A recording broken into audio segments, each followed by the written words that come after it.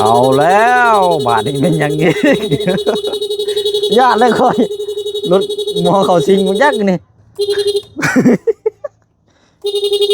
แม่นว่าระบาดนี่ฮะน้ำเขาอันนี้นะเจืองไงปิดบนยศ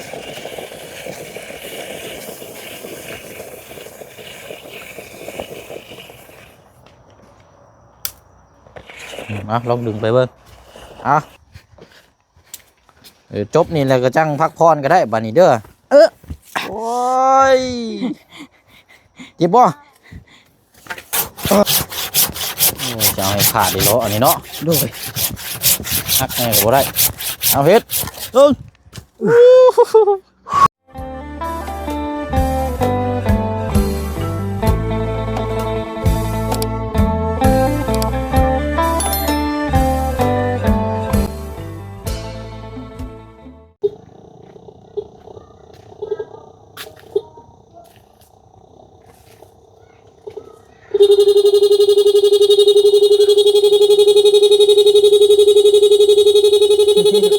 เอาแล้วบาดนี้เป็นอย่างนี้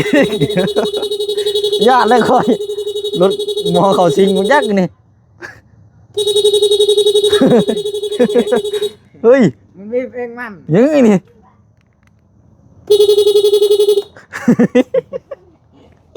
โอ้ยพี่น้องเปิดภาพมากะเอามีคำหัวนี่เด้อพี่น้องเอ้ยอันนี้แหละเนาะแม่นว่าระบาดนี่ฮะน้ำเขาอันนี้นะเจืองไงปิดบังอยู่เปิดบ่นี่น้ำเขาโอ้นี่เจ้าจะชุกไปตัวนี้นี่มันติดนี่มันข้างเห็นป่ะมันพืชจะชุกไปพุ่นโอ้รถอาถรรพ์แล้วนี่รถมันยังง้อบาทนี่ต่างหรือเปล่าต่างคือเก่าแล้วยังแล้วได้แล้วมันเป็นน้ำตัวนี้เนาะสปิกตัวนี้ข้างเอาพี่น้องเปิดผ้ามากันเสียงแก่รถมูก็ยังบุคือมูอยู่บัดยังมารัวยับบาทนี่กระล่างกินเมื่อยเด้เนี่ยคอยหัวแล้วมันเจ็บเบิดคอนี่เมื่อยเด้ดุดขี่ชื่อยังกับพ่อยังผ้าอีหัวนะอันนี้เนาะโอ้ยเนาะ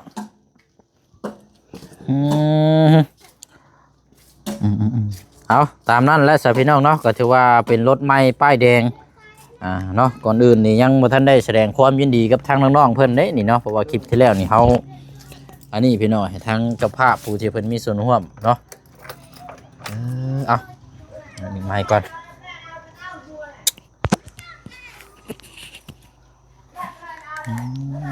เอาเสร็จเนาะผ้ามาเสร็จเนาะโดยอันนี้จำอันนี้จังเป็นเบ่งละโอ้ยเนาะบ่ได้ผูกแขนบ่มัดและทำพอก่อนมือใดยันมืออื่นไปจับมืออื่นบ่โดยกันบ่แม่นมืออื่นกับมือฮื้อผูกแขนต้อนรับแล้วเนาะโดยหับโศกหับไซหับลาบหับอย่างแล้วบาทนี่เป็นรถนำพาขี่หาเงินหาคำหาทองไหลมาเทมาได้บาทนี่โดยมาจอดลมบ่ได้ได้เห็นเนาะเป็นรถนำพาเนาะขับขี่ก็ให้ตลอดและปลอดภัยเอาเนาะก็ยินดีกับทางน้องๆเพิ่นเด้อพี่น้องเด้อเนาะคอยมาคอยไปคอยมาบาทนี่เนาะดูแลเอาบาทนี่เนาะเพราะว่าราคานี่ก็โอ้โหดอยู่ได้18 ล้านกีบ18 ล้านปลายเนาะเพราะว่าถือว่าแพงกว่าเท่าที่ รถที่เขาเคยซื้อมาเนาะของน้องซอนนี่ก็ของน้องซอนนี่เป็นจักรมาเลยแต่ว่าเป็นมือหนึ่งจากห่างเลยนั่นกันเนาะเอกสาร100อันนี้ก็เป็นมือ2แต่เอกสารก็100คือกันแต่ว่าเป็นจักรของฮอลล่าเนาะของมาเตเวียดอันนี้พี่น้อง เอาการราคากับสิอยู่ราวๆพอๆกันเนาะเอาเนาะกับทักทายสบายดีและสวัสดีพ่อแม่พี่น้องเบิดสุขุสุคนเด้อพี่น้องเนาะพบเจอกันอีกคือเก่าคือเดิมเอากะได้ทางน้องเพิ่นก็ได้รางวัลแล้วบัดนี้เนาะเฮามีแต่มาติดตามเรื่องลักลั่วบัดนี้พี่น้องเนาะลักลั่วทางเสาเนาะมาตอนนั้นกับทางน้องเพิ่นคือว่าผสมปูนด้วยเนาะเทแล้วบ่เนาะ โดยเทแล้ว โอ้มีแต่รอให้มันแห้งบ่ล่ะบัดนี้ โดย เบิ่งพี่น้องสิสรุปสลาบอยู่เนาะโอเคไป้าซะเนาะเดี๋ยวไปเบิ่งน้ำกัน โดย เป็นจังไดเนาะ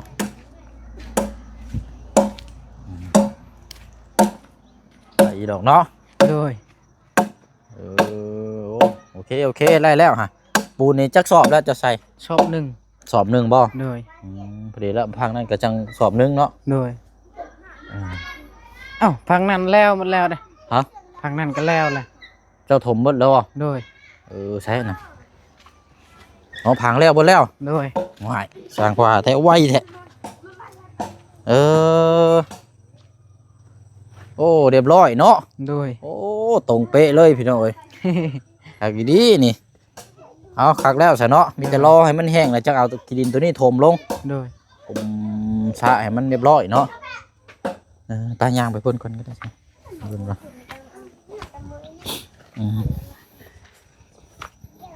ปูนแดงนี่มันแข็งไว้อยู่หรอก โดย ตัวไว้อยู่ดอกแจ้งว่าอะไรเอาคอยเฮ็ดเอาเนาะ โดย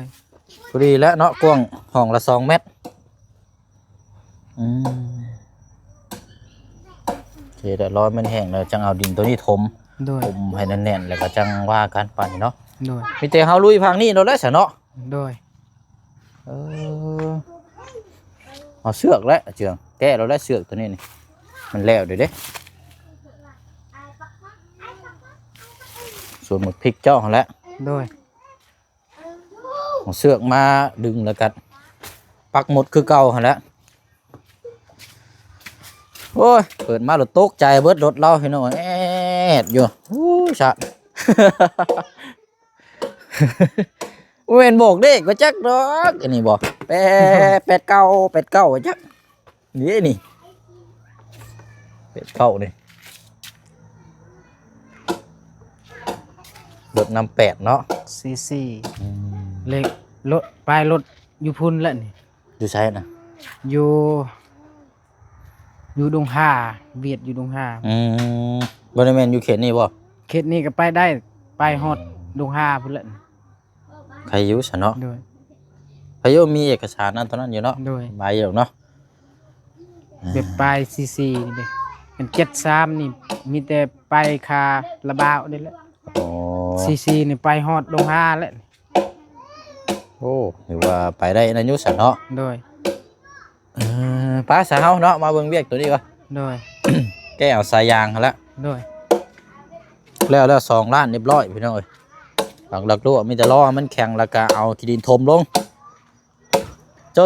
ใช้ลายเติบอยู่แล้วว่าปูน โดยลายเป้าหนึ่ง บ่แต่ละเสานะถมลายเติบอยู่บ่ โดยลายกายตีนมันแหละ อืม กายตีนมันประมาณเซนหนึ่ง2 เซน พอดีแล้ว 3 เซน ซะเนาะแล้วจังเอาขี้ดินตัวนี้ถมแล้วมันก็แน่นเพิ่มอีกแล้วโอ้เนาะเอาทางนี้ก็เนาะต่ำอยู่นี่โอ้ยโหดดีนี่เอา เว้ย แบบธรรมชาติดีเนาะอันนี้เนาะเอาทางพี่น้อง FC เพิ่นเป็นห่วงมีแต่บ่พยายามเฮ็ดเวียกหนักหลายเด้อด่าเด้อคอยเฮ็ดเอาเนาะเอาท้องเขายังเดี๋ยวเป็นหยังมามันยาก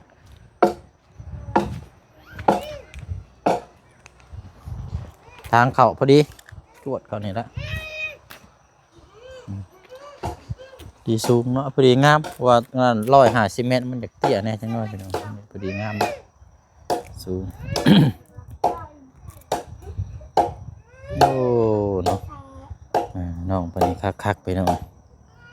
คือ สร้างเอง เนาะสร้างเอง โดย ภูมิใจเองแล้วนี่เฮ็ดได้ดีทำโอ้สุดยอดเลยนี่ โดย อ๋อ มันต้องคันเสียว่าก็คือแกงเนาะคือเฮ็ดเนี่ยอยู่ในกินถ้าว่าเฮาบ่ปรุงนี่มันบ่แซ่บโดยเฮาต้องปรุงเฮาต้องปรุงแล้วก็ซิมแล้วซิมอีกพุ่นน่ะอันนี้คือกันหั่นแหละโดยเซียนซ้ายเซียนขวาจนว่าการมันได้นะเฮาก็จังโอเคโดยนี่แน่นี่ได้อยู่นี่เอาโอเคแล้วพี่น้องเอ้ยสร้างเฮ็ดเองเลยนี่แหละจังบอกว่าให้เฮียนฮู้ก็เป็นแล้วก็มันก็ง่ายต่อทางนี้บ้านพี่ก็ลึงชุดฮอดลักแลนพุ่นละพุ่นก็จังปักหมุดเอาเจ้าเอานั่นวัดไว้อยู่บ่ตลับเม็ดยังของเรา2 เม็ดคือเก่าหั่นแหละโอเคหันอันนี้แล้วก็มาใช้ได้กันครับ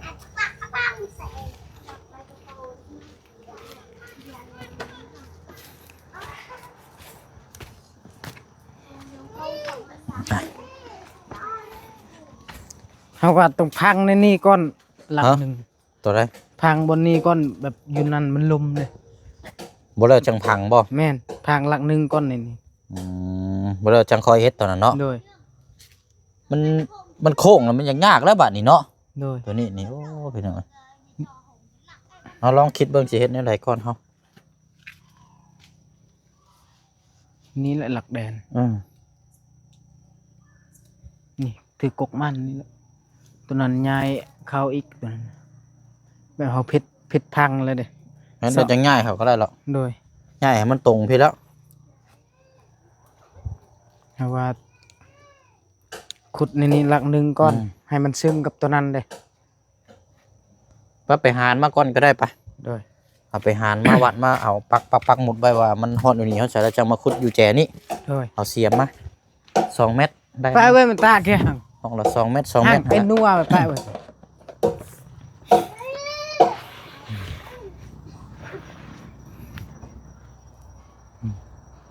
เอาอันบ่มีไม้เนาะโดยเจ้าวัดเอาไม้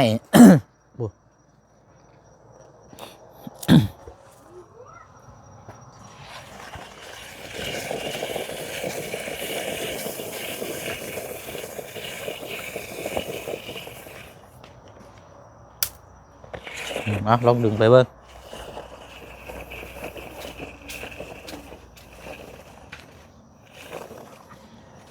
ใช้เบิ่งรุดเลย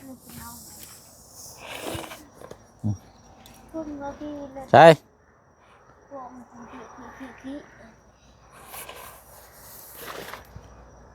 ฮอดใช้บนนี้แหละนี่ไล่เบิ่งอยู่ห่ามันฮอดใช้ของละ2 เม็ดยงนะเอาเสียมปักไว้เลยก็ได้นั่นนัว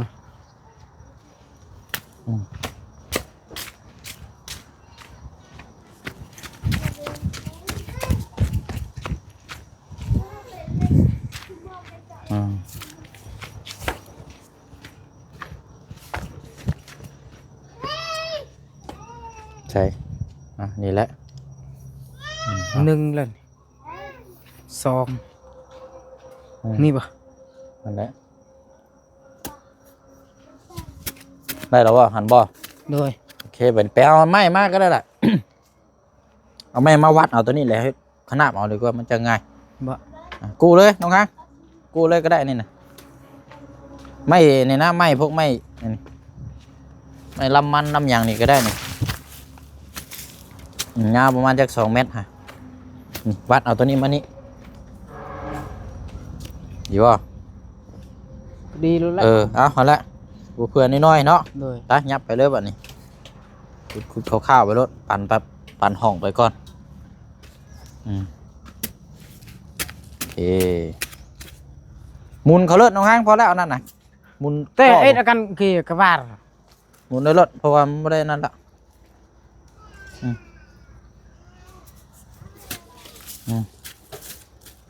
ไปพี่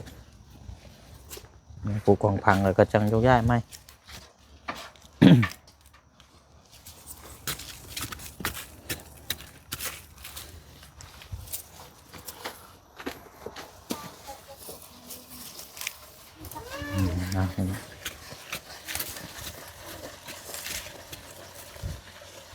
โอเคเอา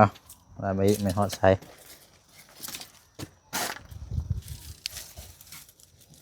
เอาละ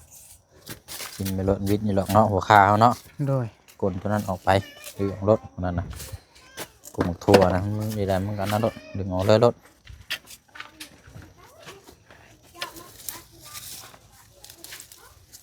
ถึกบอลคอยเว้าเลย มันโบติดหัวขาป่ะ บ่มันแบบขยายหนิดนึงก็ได้อยู่ บิดอยู่หรอกเนาะ โดย เอาละจะขุดเลย มีอีกเพราะว่าตั้งหลักหนึ่งบนนี้ก่อน ให้มันเชื่องกับหลักตัวนั้นเด้ หมดแล้วจังเห็นไหมหมดตัว โดย นี้ มาแล้วก็แท็กตัวนี้อีกความสูงกับตัวนี้เด้ตัวนี้ต่ำกับตัวนี้สูงกับแท็กไหม อืม นี่มัน นะ ดี จังว่ากันตอนจังเอาตัวความต่ำเนาะ โดย เอาตัวนี้ให้มันตรงก่อนก็ได้อ่ะขุดเลยก็ได้ ขุดแต่พุนก่อน หมอนี่ขุดนี่ก่อนขุดเสาตัวนี้ก่อน โดย ขุดแล้วก็เชือกมัดคือให้ว่าอ่อนละมันจังตรงแล้วจึงเถื่อขุดไปเข่าแดนเขามันอันนั้นได้ โดย ขุดตัวนี้แหละ นิ่งเสือกก่อนมันเชื่องบ่ ตัวนี้นะนี่โกนของรถนี่อันนี้ เอาเรือสิเกี่ยงบอกเอาเรือสิ เอา บอกเอาเรือ คือของรถ เราเสียดายมักถั่ว บ่คอยปลดออกบ่แม่นว่าให้ลื้อกกเด้ให้มันนอนลงไปก่อนบ่แล้วกาเฮาเฮ็ดแล้วจังปักขึ้นไหม โด นะ ย เอาตัวสร้างออกก่อนเพอเฮ็ดเวียกง่าย ก็ต้องเชี่ยมันอยู่โอเค อันนั้นโอเคเอาอะไรแล้วบัดนี้เอา เบิ่งเขาชอบ ส่งบ่เอาซองเบิ่งเจ้า นี่แหละ เนาะ บนนี้ มัด แหละ ใส่กุ๊กฮะเจ้ามัดใส่กุ๊กหารถ มันเป็นดินเขาอีก บ่แม่นมัดใส่ซื่อๆบัดแล้วเจ้าก็กะเอาซื่อๆตัวนี้เจ้ากะเองใช่ซำนี้ล่ะบ่ โดย อันนี้เจ้ามัดเชือกไว้ก่อนหั่นนะบัดแล้วเจ้ามาขุดลักอะจังเอาเชือกมัดอีกเทื่อนึง โดย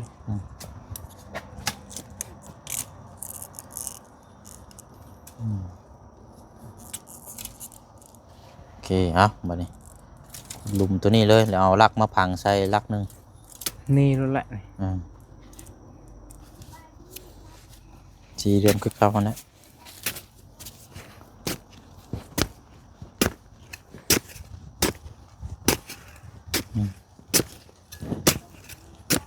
มันสิบ่ติดอันนี้บ่เจ้าบิดอยู่บ่ตัวนี้นี่ โดยเวทอยู่ บิดอยู่ดอกเนาะ โดย บ่บิดกับผ้าและตัดออกรถ ตัวนี้นะ ตัวนี้บิดอยู่ดอกเนาะ โดยเวท เลิกเดี๋ยวเพื่อเขาขุดลงอีกเอาขุดเอาไปบงมังไม้ก็ได้ผู้ตัวใหญ่เขาหมกก้มหมกแตงเจ้าผู้มันติดกันโมติดแล้วก็ทิ้งหรือยังไงกันว่ากัน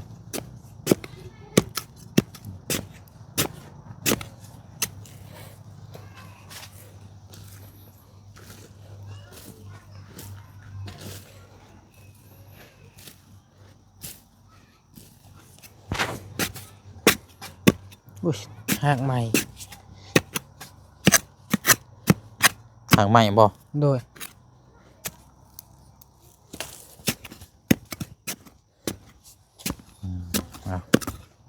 ไอ้นัวตากแกหางปะคือปีเนี่ยปะแหละ นะเดี๋ยวไปเอาเสียมมาใหญ่บ่เอาเสียมเล็กนี่ไปยัง บ่ เสีย เอา มมันลงหาง เสียมเล็กตัวนั้นเลยขาด นะ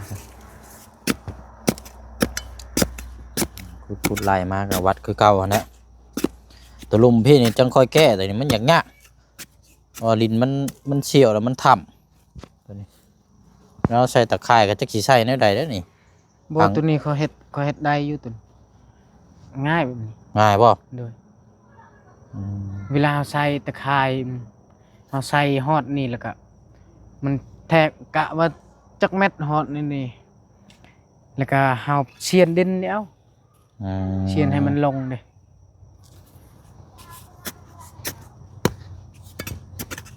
เนาะจังว่ากันเนาะเอาที่เฮาถนัดนั่นแหละว่ากันยังกูตัวนี้ก่อนตัวนี้พันเนาะให้บ่นักได้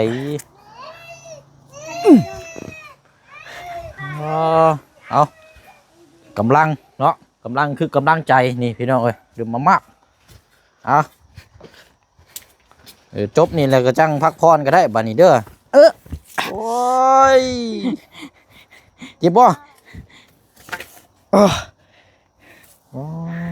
เกิดเหตุบ่คาดคิดอีกแล้วนี่ก็พี่น้อง โดย เต็งขาจะบ่กินนี่นะ โดย พลาดนี่ได้กินนี่เนาะจิ้มแห้งบ่ล่ะ บ่ปานใดเฮาครึ่งไว้ ว้าย เฮาอยากเอาลงนั่นมันมื่น เอาต้องวัดเบิ่งอยู่หามันตีนมันพอดีแล้วว่าเฮาจังบ่โจมลายเทื่อลองเบิ่งอันนี้เบิ่งก่อน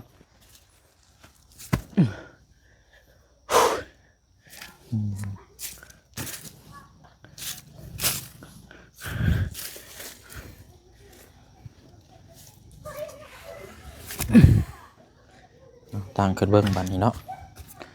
หมุนตัวอันทางตะข่ายให้ออกไปข้างนอกพุ่นตัวเล็กนะ มันซึ้งอ่ะนี่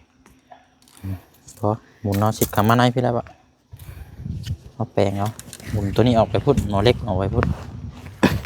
เล็ก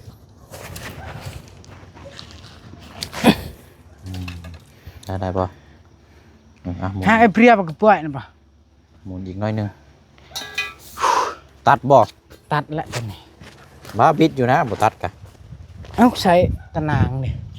บิดอยู่ ยันมาวิด ตานางมันก็สิอยู่ประมาณนี้แหละ ยานมันใหญ่ขึ้นมาแล้วก็มันออกยอด ป้าซะเด้อเอามาตัดได้ก็ได้เอานี่พอได้แล้วตั้งไว้ก่อนเด้อ โดย ตั้งไว้บ่แล้วก็บัดเจ้าเซียนนั่นแหละแล้วเจ้าเอาตัวนั้นไหนเป็นรับคือแต่เก่าหั่นแหละเจ้าเฮ็ดนั่นแหละเนาะแก้รถเชือกเอามามัดใส่ตัวนี้ก็ได้เนาะ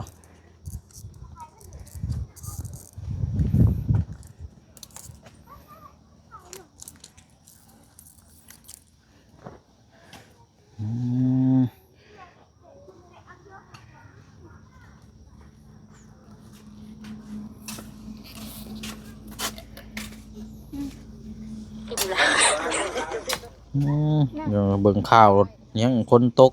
กกมะขามเสียชีวิตขึ้นกงไม้ อยู่บ้านใด อยู่บ้านอ้ายผู้เฒ่าว่านี่เนี่ยตกกกมะขามเสียชีวิตพี่น้องโอ้ยเนาะชัด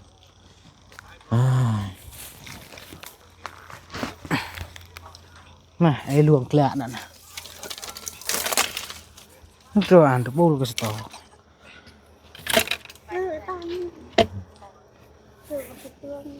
เอาได้แล้วหาละเราจังหาเนี่ยประกอบประคอง มาเพรีย ใช้เลื่อยบนมีบ่ บ่มีอยู่ ฮะ ตัดเอาผ้าตัด ยับมองเราหั่งมานี่ยับมาพี่พอแล้วบ้านนี้ให้เจียงพันตัวนี้ ไอ้ถึกเนื้อมาหั่ง แข็งได้นี่กับไม้นี่นะ แข็งอีหลีไหม ตักสิติงใช้รถไปยังจักตันหญ้าใช้รถไปยัง บ่ได้แล้วจัง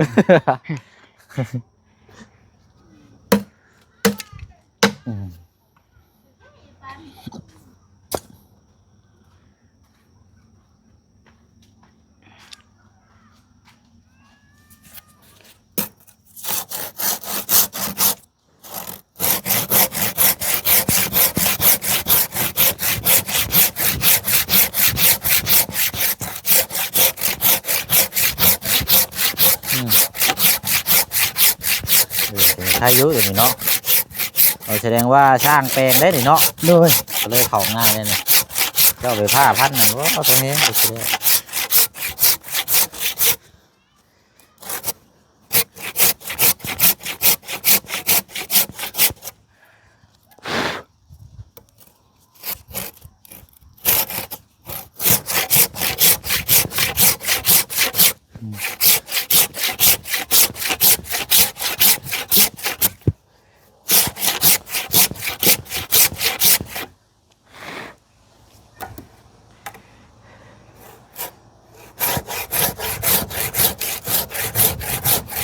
จักรถยางกระหา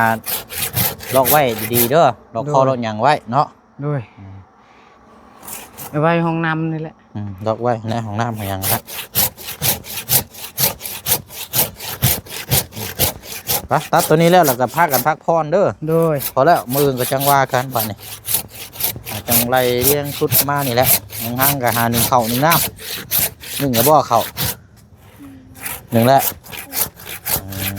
เอาบ่ได้จังปลูกไม้พักกะมันตะโกนไปรถใช่บ่ขาดบ่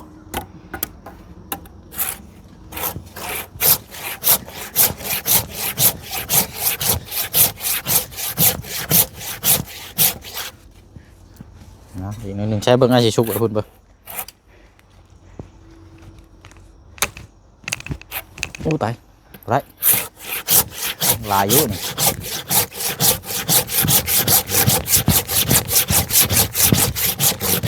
ได้แล้ว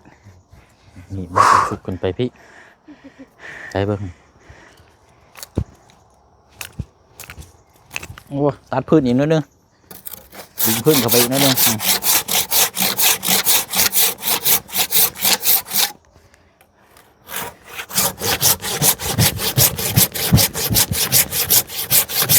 เฮ็ดอยู่รอบมันเฮ็ดชุบไปเลยใช้เบิ่งว่ามันหนีบได้เจืองเลยทำบตัดขาดเลยจะเอาให้ขาดดีล้ออันนี้เนาะด้วยหักแน่ก็บ่ได้เอาเฮ็ดตึ้ง เมื่อย เอาตามนั้นเลยเนาะ ด้วย เดี๋ยวตัวนี้ก็จังค่อยว่ากันจังพังอีกลักนึง ด้วย เดี๋ยวลึงไปพุ่นบัดนี้ ด้วย ถ้าเอาตัวเทิงนี่ต่อให้มันตรงตัวนี้ก่อนเนาะ ด้วย แบบนั้นแหละหาอำนาจอำไนบัดนี้เด้อ ด้วย จังว่าจังคุยน้ำกันพุ่นแหละพี่น้องมาเบิ่งน้ำกันอีกเดือข้างเดียวแล้วมันแห้งแล้วก็จังทมเลยบัดนี้เนาะ ด้วย